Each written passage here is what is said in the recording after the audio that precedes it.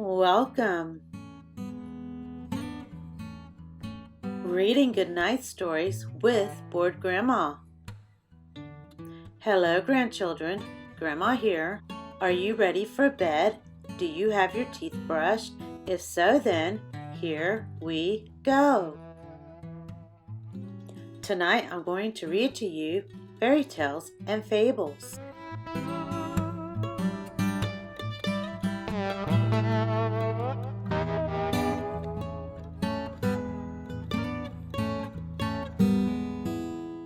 Do what you can.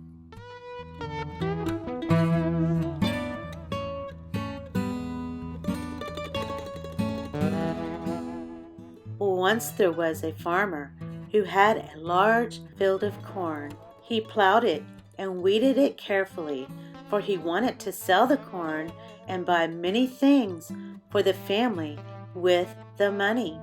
But after he had worked hard for many weeks, he saw the corn wither and droop. There was no rain, and he began to worry that he would have no corn at all. Every morning he went out to the field and looked at the thirsty stalks and wished for the rain to fall. One day, as the farmer stood looking up at the sky, two little raindrops saw him. One said to the other, "Look at that farmer. He took such pains with his field of corn, and now it is drying up. I wish we could help him." "Yes," said the other, "but you're only a little raindrop. What can you do? You can't wet even one hill." "To be sure," said the first, "I cannot do much, but perhaps I can cheer the farmer a little, and I'm going to do what I can. Here I go." The first raindrop had no sooner started for the field than the second one said, "Well, if you insist upon going, I think I will go too. Here I come." And down he went. One raindrop fell, pat, on the farmer's nose. The second raindrop fell, pat, on the stalk of corn. "Oh ho!" said the farmer, "a raindrop! Where did it come from? I do believe we shall have a shower." This time, a great many raindrops came together to see what all the commotion was about. When they saw the two kind little raindrops falling down to cheer the farmer and water his corn, one said, "If you two are going on such a good errand, I'll go too." And down he came. "And I," said another, "and I." And so said they all, until a whole shower came, and the corn was watered. Then the corn grew and ripened, all because one little raindrop tried to do what it could. The Fir Tree.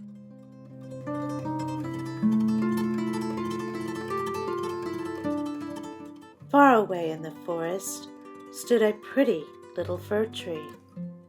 The warm sun shone on it. The fresh breeze blew about it. But the fir tree was not happy. All around it were tall pines and firs, and the little fir tree wanted to be like them. So it did not heed the sunlight, or even the air that fluttered its leaves, or even the children who passed by, prattlingly happily.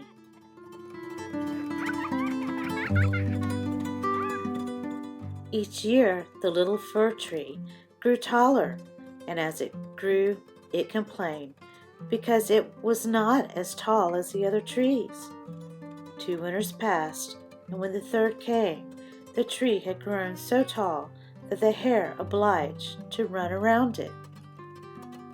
In autumn, the woodcutters always came and cut down several of the tallest trees, and the young fir, which had now grown quite tall, shuddered as the noble trees fell to the ground with a crash. Then the trees were placed one on another, on wagons, and dragged by horses out of the forest.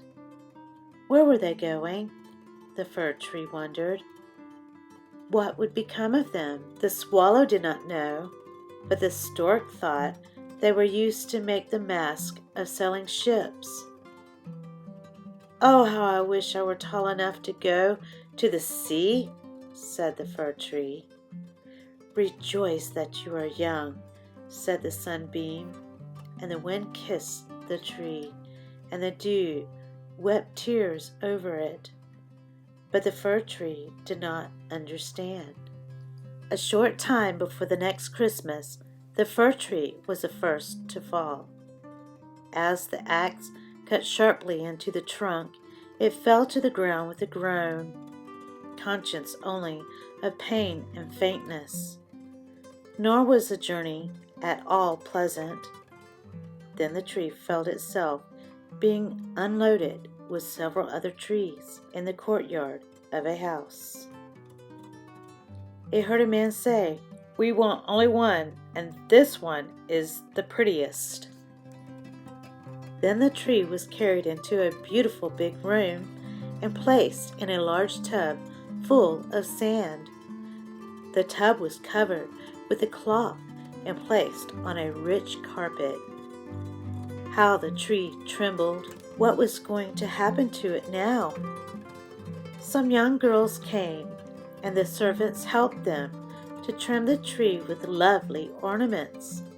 And at the very top, they fastened a glittery star made of golden tinsel. Oh, it was truly beautiful.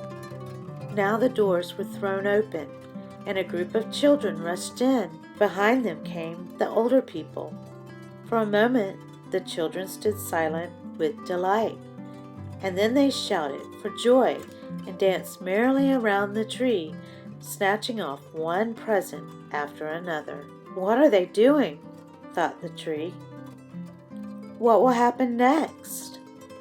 In the morning, the servants came in and dragged the fir tree out of the room and upstairs to the attic. They threw it on the floor in a dark corner where no daylight shone, and there they left it. What does this mean? Thought the tree. Why did they leave me here in the dark? And it leaned against the wall and thought and thought. It is winter in the forest, thought the tree. The ground is hard and covered with snow. That is why the people haven't planted me yet. That is why I'm left here under cover until spring comes. But I wish it wasn't so dark and so terribly lonely, with not even a hare for company. How pleasant it was in the forest when the hare would run by and jump over me too. But I didn't like it then. Oh, it is so lonely here. Squeak, squeak, said a little mouse, stealing out of his hole and creeping towards the tree. Then another came. They both sniffed at the fir tree and crept in and out among the branches. Oh, it's so cold, said the little mouse. If it weren't, it would be quite comfortable here. Eh, old fir tree? I'm not old, replied the fir tree. There are many much older than I. And then the tree told the mouse all about its youth. The mice had never heard anything like it before. How much you have seen, they said. How happy you have been. One morning people came and pulled the tree out of the corner and threw it roughly on the floor. Then the servants dragged it out to the stairs, and it saw the daylight again. Now life is beginning again, thought the tree, rejoicing in the sunshine and fresh air. It was carried downstairs and out into the yard so quickly that it forgot to look at itself but it gazed about, for there was much to see. The yard opened into a garden where flowers bloomed. The linen trees were in bloom, and the swallow flew here and there, calling for their mates. "Now I can live," thought the tree, stretching its branches. But alas, they were all withered and yellow, and it was laying in the corner among the weeds and nettles. Then the tree looked at itself and wished it had been left in the dark garret. "Past, past," said the poor tree. "Oh, if only I had enjoyed myself while I could! Now it is too late. It is all past." Then a boy came and chopped the tree into small pieces. The pieces were placed in a fire, where they blazed up brightly, and the tree sighed so deeply that each sigh was like a pistol shot, and at each explosion, which was a deep sigh, the tree thought of a summer day in the woods, or of a winter night there, where the stars were bright in the sky. And then the tree was burned. The children played in the garden, and the youngest had on his shirt the golden star which the tree had worn on its happiest evening. Now that was past. The tree's life was past, and this story is past as well. The Sun and the Wind. One day, the sun and the wind had a quarrel. The wind said, "I am stronger than you." "No," said the sun, "I am stronger than you." While they were arguing, they saw a traveler coming along the road. He wore a heavy coat, for the weather was cold.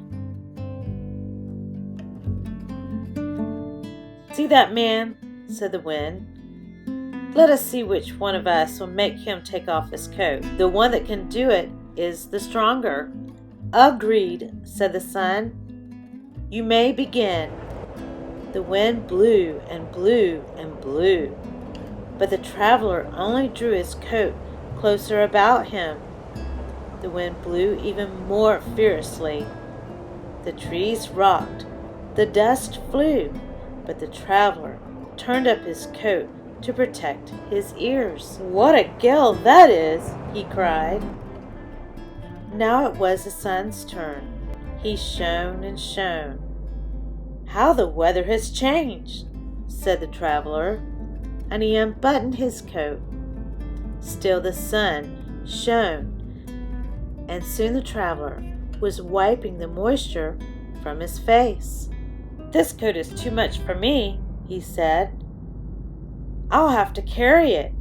He took off his coat. "You see," said the sun, "I have won.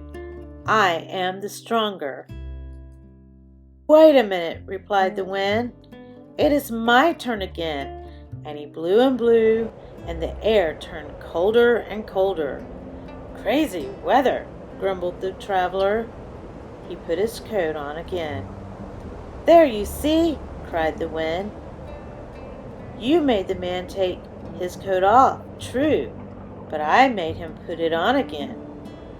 The sun laughed. "We are equally strong," he said.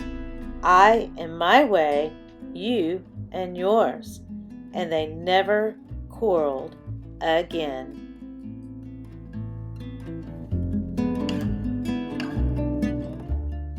Please like and subscribe.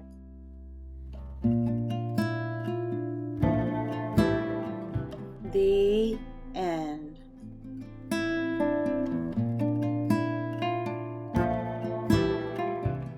Now off to Dreamland you go.